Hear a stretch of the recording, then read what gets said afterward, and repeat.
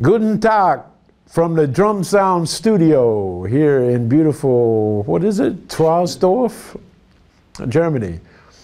I'm Rick Latham, and welcome to Drumxound.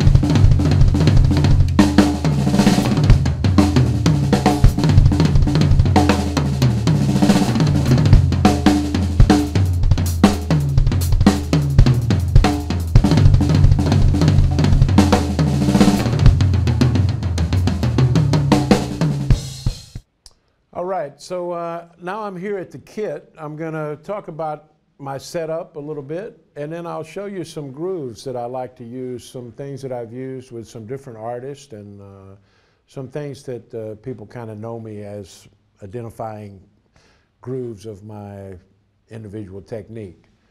Drums, of course, I've been playing DW for almost 30 years. Incredible. DW. This is a kit that I actually have here in Germany. It's a pretty much a normal collector's kit. 22, 18 by 22 bass drum. I'm using 10, 12, 14, 16 toms and a 6 by 14 snare. This is kind of a whitewash finish. I also use an 8-inch tom a lot. I just don't have it here in the studio today because we were limited with channels, inputs. But normally just a regular kit that you can buy right from the store. 10, 12, 14, 16, 22-inch kick. I like 22 a lot.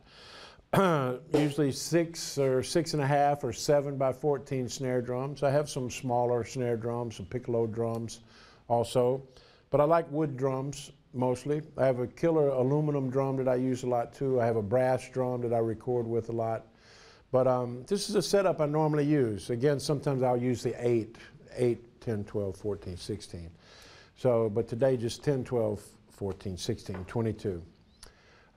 Again, maple. I like the maple shells. These are the regular collector's series drums. Most of my drums are all maple collector's series. I have one of the anniversary kits. I have a Cocobolo kit, very nice exotic kit, really great. And I love the DW sound. You know, the kick drum you'll hear in a little bit as I play, really killer sound. And I use Evans heads. I've been using Evans for many years. My setup includes clear G2s on the toms, clear G2s on 10, 12, 14, 16, G2 double ply clear on the top, single ply G1 on the bottom. I'm using a, what they call a Genera with the built-in muffle ring coated on top snare, and a 300 hazy snare head, pretty common. I'm also on the kick drum, I use a G2 as well, a clear G2 with a little Evans AF patch on there. So that's it for heads for me. I really like the clear G2s. The clear gets a little more attack, which I really like. The coated G2s are much darker, but still sound cool and sound good with some things. I'm also using my crystal ball beater, the Rick Latham crystal ball, that you can actually buy directly from me. I make it in the States, in LA. I have a little engineer, machine shop guy that makes these with me. He's German, actually, from Germany. He's been in the States for a long time, a great plastics and metal engineer in Los Angeles that makes these for me. But really great sound. You'll hear it a little bit later. Rick Latham crystal ball. I'm using a 5000 pedal, DW 5000. I like the 5000 turbo, kind of the old school pedal. Using, of course, the Rick Latham groove stick, 717 Pro Mark. You can get this to, excuse me, any music store. Pro Mark makes my signature stick. The 717 Rick Latham groove stick. It's got a nice tip, really great for accentuating the ride cymbal sound. Very good balanced stick. It's almost like a 5A, and just a good feeling stick for jazz or rock, pop, funk, whatever. Good all-around stick. I'm using Istanbul Mehmet cymbals. I've been using for, again, a very long time, and I really love Mehmet. He's, I think, the greatest cymbal maker in the world. So you can see the cymbal setup is really, really great. I'm using 22-inch Mehmet 61st anniversary ride, very dark, very dry, hand hammered, not lathed at all, not spun, only hammered. Very dark. You'll hear this too in a little bit. Using traditional crashes and traditional hi-hats, 14-inch traditional hi-hats, 16, 17, 18 crashes, and a 22-inch china.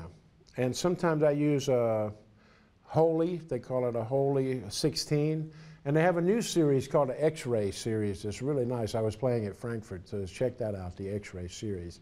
So again, this stuff is pretty much normal things that anybody can buy from the store or order online.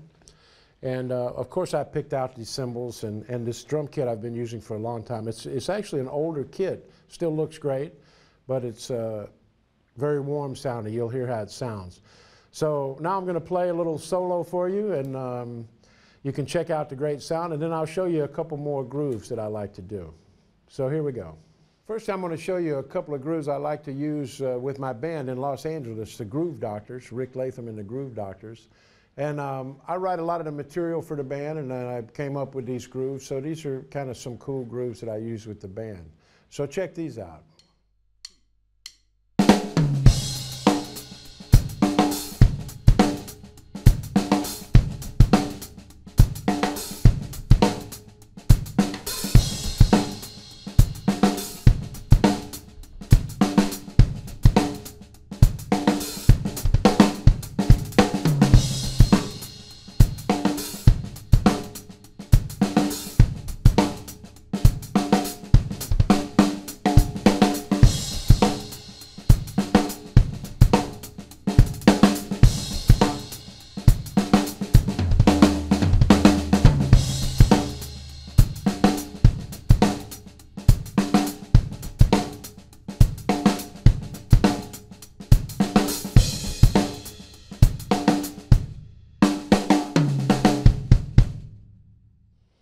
Now here's a couple of shuffle grooves. This was really great playing with B.B. King.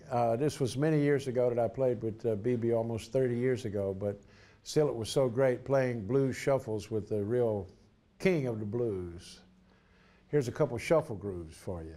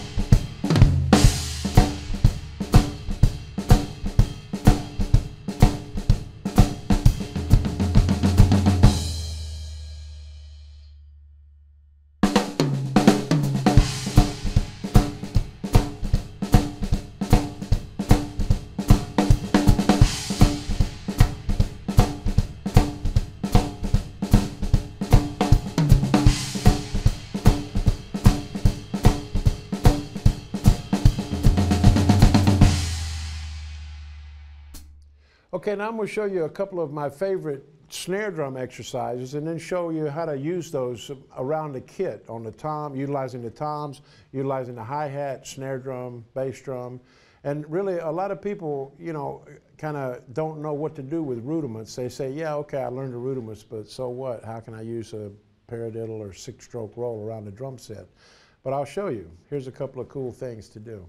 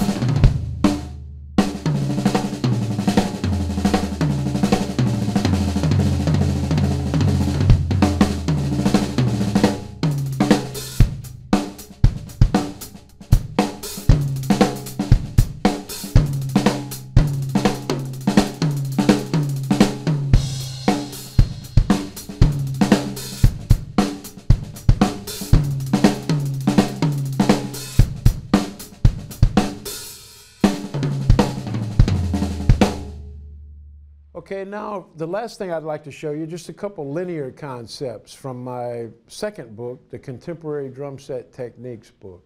And you can see a lot of this stuff too on my DVD, All About the Groove, of playing with the band. But here's some cool linear ideas.